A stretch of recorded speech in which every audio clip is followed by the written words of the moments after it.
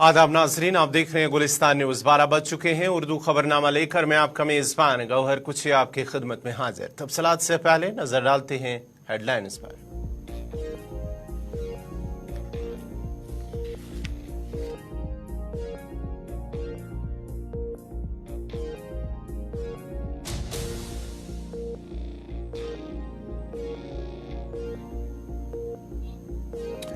पाकिस्तान में आम इंतखाबात के लिए वोटिंग का अमल जारी। पोलिंग के लिए 90,675 पोलिंग स्टेशन किए गए कायम। मोबाइल इंटरनेट खदमात आर्जी तौर पर मुअत्तल।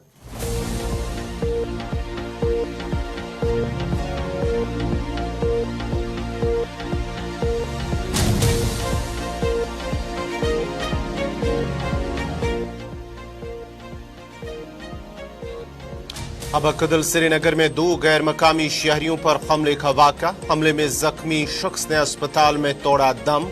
हलाकतों की तादाद 2।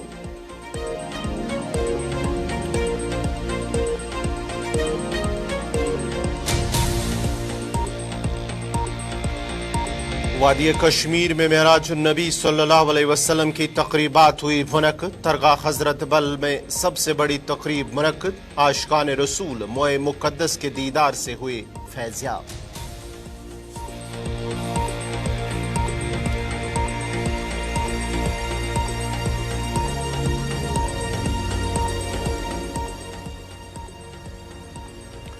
और अब पेश है खबरों की तफसील। पाकिस्तान में आम इंतखाबात का अमल जारी है। पाकिस्तान के 12वें और पाकिस्तान की तारीख के सबसे बड़े आम इंतखाबात के लिए पोलिंग का अमल आज सुबह शुरू हुआ।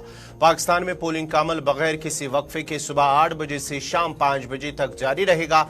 आम इंतखाबात के दौरान नेशनल और 4 सूबाई असम्बलियों के 855 हल्कों के लिए 882 खवातीन और 4 ख्वाजा सराओं समेत मुल्क की तारीख में सबसे ज्यादा उम्मीदवार हिस्सा ले रहे हैं, जिनकी तादाद 17,816 बनती है। आम इंतखाबात के लिए जारी पोलिंग के दौरान पाकिस्तान में 12,85,85,767 वोटर्स आज अपना हक रायदही इस्तेमाल कर सकेंगे। पाकिस्तान में 90,675 पोलिंग स्टेशन कायम किए गए हैं। इलेक्शन कमीशन ऑफ पाकिस्तान के मुताबिक पाकिस्तान भर में अवाम के वोट का हक इस्तेमाल करने के लिए 90,675 पोलिंग स्टेशन और 2,66,398 पोलिंग बूथ कायम किए गए हैं। पाकिस्तान में आम इंतखाबात के दौरान जारी पोलिंग के लिए 14,90,000 इंतखाबी अमला इलेक्शन की जिम्मेदारी अंजाम दे रहा है।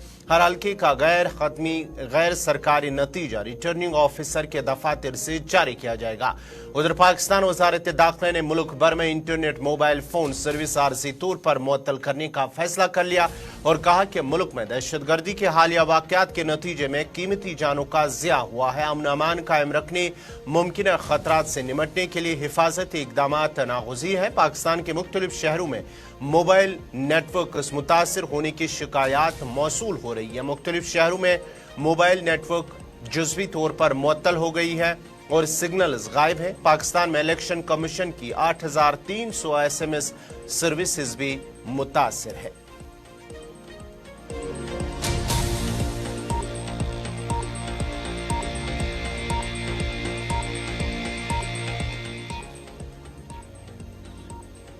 वज़ीर-ए-आज़म नरेंद्र मोदी ने राज्यसभा के रिटायर होने वाले अरकान की अलविदाई तकरीब से खिताब किया है। पीएम मोदी ने कांग्रेस के रुकन पार्लियामेंट और साबिक वज़ीर-ए-आज़म मनमोहन सिंह की ताउन की तारीफें की है। उन्होंने कहा है कि डॉक्टर मनमोहन सिंह को याद करना चाहता हूं कि उनकी शराकत बहुत ज्यादा रही है। इतने लंबे अरसे तक जिस तरह उन्होंने इस ऐवान और मुल्क की रहनुमाई की है, डॉक्टर मनमोहन सिंह को हमेशा उसके लिए याद रखा जाएगा।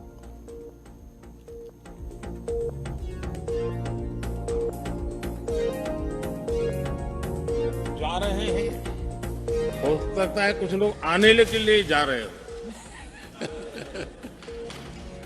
और कुछ लोग जाने के लिए जा रहे हो। मैं विशेष रूप से माननीय डॉक्टर मनमोहन सिंह जी का स्मरण करना चाहूंगा। 6 बार इस सदन में वो अपने मूल्यवान विचारों से और नेता के रूप में भी और प्रतिपक्ष में भी नेता के रूप में उनका बहुत बड़ा योगदान रहा है। वैचारिक मतभेद, कभी बहस में छिटाकशी, वो तो बहुत अल्पकालीन होता है, लेकिन इतने लंबे अरसे तक जिस प्रकार से उन्होंने इस सदन का मार्गदर्शन किया है, देश का मार्गदर्शन किया है, वो हमेशा हमेशा जब भी हमारे लोकतंत्र की चर्चा होगी तो कुछ माननीय सदस्यों की जो चर्चा होगी उसमें माननीय डॉक्टर मनमोहन सिंह की योगदान की चर्चा जरूर होगी।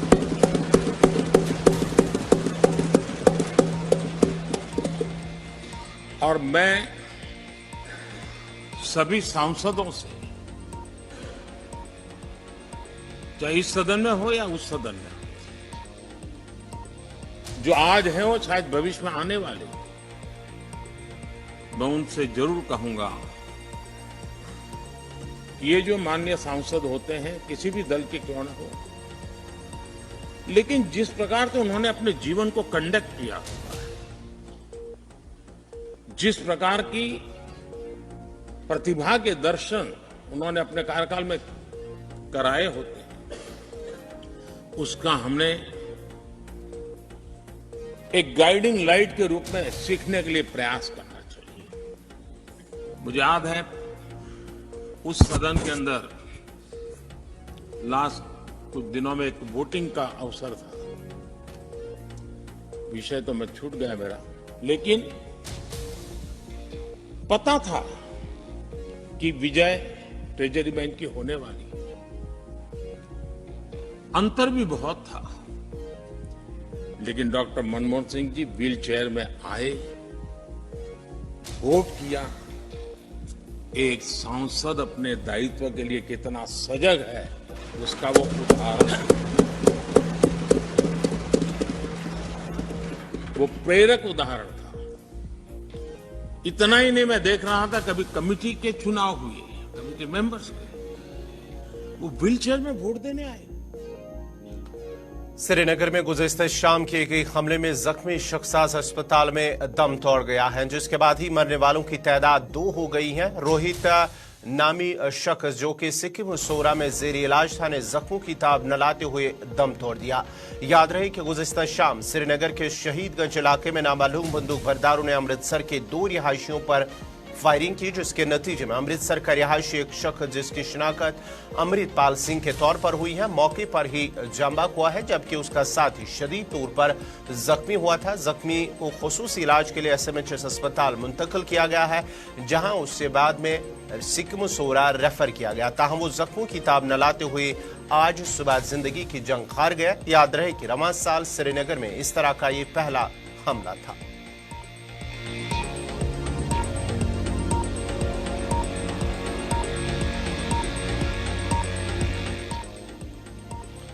मेहराजुन नबी सल्लल्लाहु अलैहि वसल्लम के सिलसिले में वादी भर में तकरीबात का इनेकाद किया गया है, जहां हजारों की तादाद में लोगों ने शब ख्वानी की और आलमी इस्लाम की सरबुलंदी के लिए दुआ की है। सबसे बड़ी तकरीब आसार शरीफ हजरत बल में मुनक्कद हुई, जहां हजारों की तादाद में फर्जंदानी तौहीद ने अल्लाह के हुजूर सर्वसुजूद होकर अपने गुनाहों की बख्शिश तलब की है। रात भर शब ख्वानी के दौरान फलसफे महराज पर मुफस्सिल रोशनी डाली गई, जबकि खतमातुल मौज़ूमात और दुरूद व अज़कार की महफिलें आरास्ता हुई। नमाज फजर के बाद से ही ज़ारीन को मोए मुक़द्दस सल्लल्लाहु अलैहि वसल्लम के दीदार से फैज़याब कराया गया। इस दौरान शहर श्रीनगर और वादी के दूसरे तमाम इलाकों में कायम मसाजिद, खानकाहों और ज़ियारतगाहों में भी मेराज आलम सल्लल्लाहु अलैहि वसल्लम की तकरीब के मौके पर रूह परवर और बाबरकत इज्तिमात का एहतमाम इंतहाई तुस्को एहतिशाम के साथ किया गया और लाखों की तादाद में फर्जंदान तौहीद ने नमाज के बाद इज्तिमात में हिस्सा लिया है। उधर आसार शरीफ पिंजोरा शोपैन, जनाब साहब सोरा, खिरम सिरहामा, खानकाए फैज़ बना त्राल, खानकाह मौला श्रीनगर, आसार शरीफ शहरी कैलाशपुरा के अलावा वादी के दीगर अजला और कस्बाजात जिनमें पुलवामा, कुलगाम, सोपुर, बांडीपुरा, इस्लामाबाद, बारामूला और कपवारा शामिल है में भी खुसूसी तकारीब का इनेकाद किया गया। दरियासना काबा मरग अनंतनाग में मेराजुन नबी सल्लल्लाहु अलैहि वसल्लम की तकरीब के सिलसिले में रूह परवर मजालिस का एहतमाम किया गया, जिस दौरान लोगों की एक बड़ी तादाद रसूल पाक सल्लल्लाहु अलैहि वसल्लम के तुबरुकात के दीदार से फैज़याब हुए। इधर जम्मू कश्मीर वक्फ बोर्ड की जानिब से आने वाले ज़ायरीन के लिए खाने पीने का खास बंदोबस्त रखा गया था, जबकि जिला इंतजामिया की जानिब से भी ज़ायरीन के लिए माकूल इंतजामात किए गए थे। याद रहे कि शब महराज वो शब है जब अल्लाह रब्बुल इज़्ज़त ने अपने हबीब नबी मोहतरम हज़रत मोहम्मद मुस्तफ़ा सल्लल्लाहु अलैहि वसल्लम को महराज का शरफ अता किया और 5 नमाजों का तोहफा अता किया। ये वाक़ा हिजरत से 5 साल कबल पेश आया, जब हज़रत जिब्रील अलैहिस्सलाम बराक लेकर अब नबी आखिरुज़्ज़मान हज़रत मोहम्मद सल्लल्लाहु अलैहि वसल्लम की खिदमत में हाजिर हुए और अर्ज़ किया, ए अल्लाह के रसूल, आपका रब आपसे मुलाकात का ख्वाहिशमंद है। हुजूर अकरम सल्लल्लाहु अलैहि वसल्लम उस मुक़द्दस सफर के दौरान मस्जिद हराम से मस्जिद अक्सा गए, जहां तमाम अंबियाए किराम ने आप सल्लल्लाहु अलैहि वसल्लम के इक़दाम में नमाज अदा की और फिर आप आसमानों में अल्लाह ताला से मुलाकात करने तशरीफ ले गए।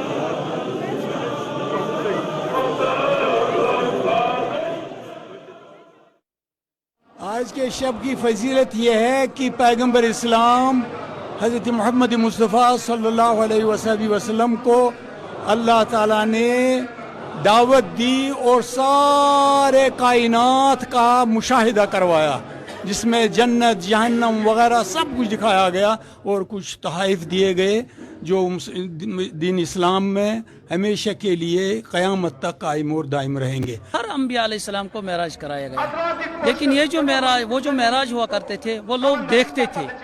ये जो महराज है ये लोगों ने नहीं देखा, बल्कि अल्लाह रब्बुल इज़्ज़त ने अपने पास हज़रत मोहम्मद अरबी सल्लल्लाहु अलैहि वसल्लम को बुलाया, 7 आसमानों का सैर किया, सिदरतुल मुंतहा पे गए। ये हमारे लिए खुशकिस्मती है कि अल्लाह के हुजूर सल्लल्लाहु अलैहि वसल्लम वहाँ से आकर तोहफा लेकर आए, वो है नमाज, माँ बाप की खिदमत। जब वो हज़रत इब्राहीम अलैहिस्सलाम के पास पहुँचे आसमान पे, तो वो यहाँ से गए हज़रत इब्राहीम के पास, क्योंकि वो हज़रत नबी अकरम सल्लल्लाहु उन्हीं के आबो अजदाद में से है, इसलिए हुजूर अलैहिस्सलातु वस्सलाम ने यहीं से उनके पास तशरीफ़ लिया। गोया कि उम्मत को ये सबक मिला कि हमें अपने माँ बाप की खिदमत करनी चाहिए। नमाज जो हमें तोहफे से मिले, हमें नमाजों की पाबंदी करनी चाहिए। तो हर एक को ये फजीलत वाली रात है कि हमारे हुजूर सल्लल्लाहु अलैहि वसल्लम को महराज कराया गया, हमारे लिए खुशकिस्मती है। आज अर्श आलमस मुबारक, आज जनाब मोहम्मद अरबी सल्लल्लाहु अलैहि वसल्लम साल कर खिलमत रब्बुल आलमीन अर्श आलहस पे दावत तामस तिमन दिन तो याव तोहफे दिन जनाब रसूल अकरम सल्लल्लाहु अलैहि वसल्लम अर्श आलमस 18 सासन आलमन आज मुबारक। आज शब महराज आज की रात आमुत जनाब रसूल अरबी सल्लल्लाहु अलैहि वसल्लम आसमानस पे दावत दित खालना, अजक दह आमुत तोहफे दिन। यह महराज लगवी माने अगर वानो अमुक मतलब गो तोहफे या अता करने जनाब रसूल अरबी सल्लल्लाहु अलैहि वसल्लम।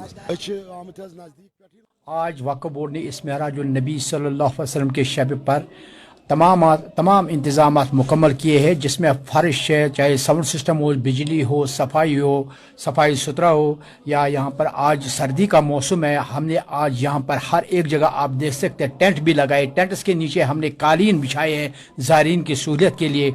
वज़ू खाना मुकम्मल है, वज़ू खाना भी बहुत मतलब तैयार किए, गिलास बाग से यहाँ तक जितने भी वज़ू खाने वो भी तैयार है। वहाँ पर भी गर्म पानी हमने रखा है गिलास बाग में, वहाँ पर गीज़र एक तकरीबन 20-25 गीज़र लगे हुए हैं ताकि ज़ायरीन को पानी गर्म मिले।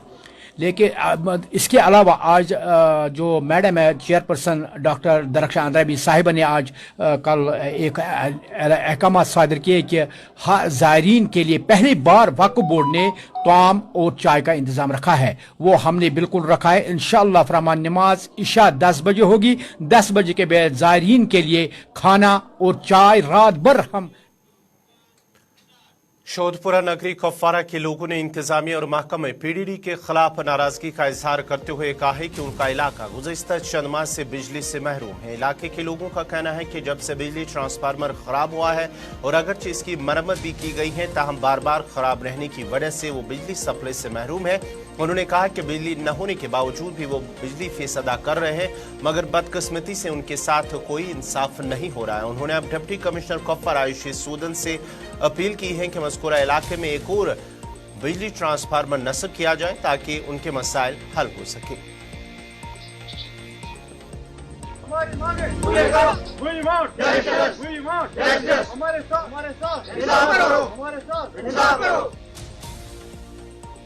गनाई बस रोजा शोधपुरस मज गए आज नगरी मलपोरस मज शोधपुरा यथ गए आज 3 रेत अ ट्रांसफार्मर गड़ा खाला गड़ा वाला गड़ा जाला गड़ा क्या 3 रेतन मज पावर वुचमुत जान बिल वाज रात अम गन गवर्नमेंट छोट गे वन तो अगर अफसरन तो वन खुदा नजदीक वात तो कत पोस लगनवा तुम कि कहें लगन तो गरीबस मुसल वाला हेवान फीस पे बरान गवर्नमेंटस को या अकिस इंस्पेक्टरस एहसास यह गन कि 3 रेतन ये इलाक दरफ दर तो कागबसर अत क्या बन डिमांड वनस ये कि अगर पोस पे बरन पावर क्या अगर पोस पे दिन कि पावर नी तुल मोकल त्रन यल कम खुद खालान बिल रेत लोग ये ट्रांसफार्म खालान तो वाला ट्रांसफार्मर की हालत पिछले 4-5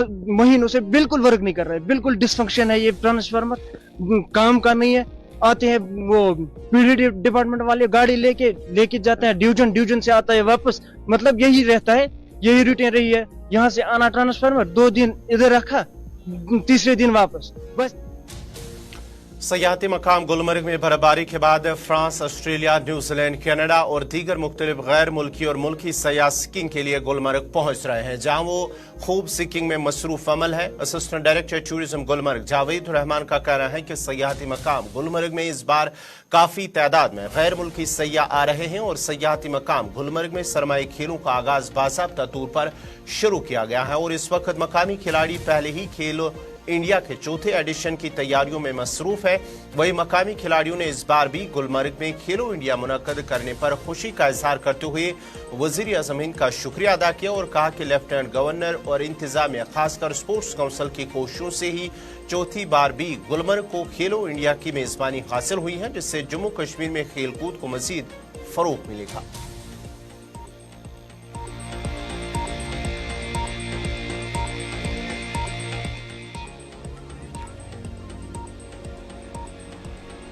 लेट पड़ा बर्फ बट वेरी गुड, और बच्चों ने काफ़ी सीखा। ये पहला कोर्स हमारा बिस्को का है, तो हम दूसरा कोर्स भी ला रहे हैं कि हार्ड बर्फ है और एटमॉस्फेयर लवली है।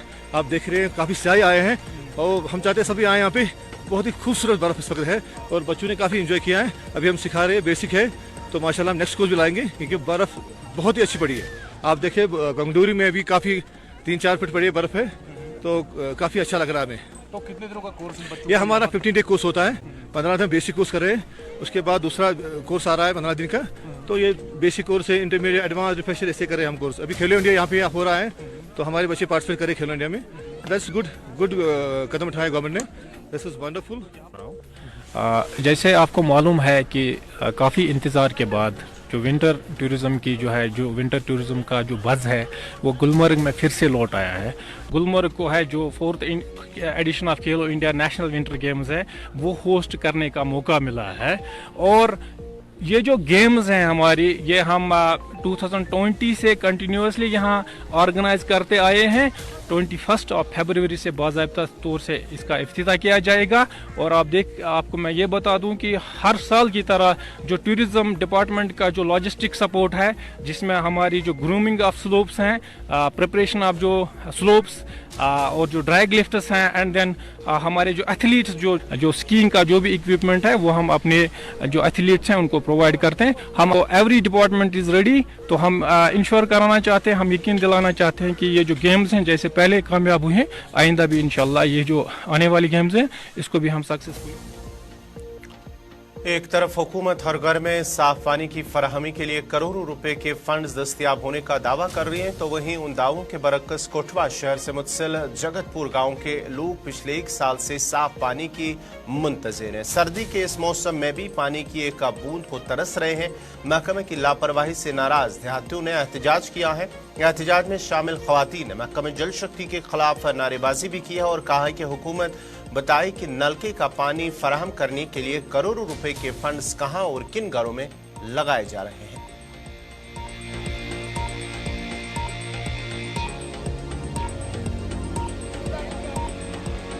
रहने वाली है, मैं चाहती हूँ कि साढ़े घर का नलके लगने चाहिए। बच्चे लैके मैं पानी नहीं भर सकती, बड़ा दूर पानी भरना पैंदा है तो साडा पानी नहीं पूरा होंदा, ना रोटी बनती, ना बच्चे नहांदे, नहान धोन च कपड़े धोन च सानू बहुत ज्यादा कमी है। सरकार ने यही गुजारिश है कि साडा जगतपुर वार्ड नंबर 3 सर सब तो ज्यादा प्रॉब्लम यही इत्थे कि पानी नहीं है। असीं लोकें दे घर जिन्ने पानी मंगे सारे सानू जवाब दिंदे आ कि पानी इधर नहीं है, इधर नहीं है। सर सानू आपको शर्मा दी कोई घर बाल्टी चुके पानी मंगन जाना रोज सवेरे सवेरे, बच्चे सारे स्कूल जाते हैं, मूवमेंट होंदा चज्जे दा। असीं पानी लैन जन्ने लोकें घर, लोग सानू जवाब दिंदे आ। वार्ड नंबर 3 च टैंकी आंदी है सर पानी दी, वो भी अद्धियां गालां कड्डदे, कोई कुछ बोलदे, पानी इतना लेने तो फलान करने टी करने। मरकजी हुकूमत के खिलाफ ब्लैक पेपर जारी करने पर कांग्रेस के सदर मल्लिकार्जुन खड़गे ने एक प्रेस कॉन्फ्रेंस के दौरान कहा कि मुल्क में जमहूरियत को खतरा है। उन्होंने कहा कि गुज़िश्ता 10 सालों में बीजेपी ने 411 MLAs को ले लिया है। उन्होंने इल्जाम आयद करते हुए कहा है कि भाजपा हुकूमत ने कांग्रेस की इतनी हुकूमतें गिरा दी हैं कि वो जमहूरियत को खत्म कर रहे हैं। उन्होंने कहा है कि कांग्रेस बेरोजगारी का बुनियादी मसला उठा रहे हैं, जिसके बारे में बीजेपी कभी बात नहीं करती। केरला, कर्नाटक, तेलंगाना जैसी गैर बीजेपी रियासतों के साथ इम्तियाजी सलूक किया जा रहा है।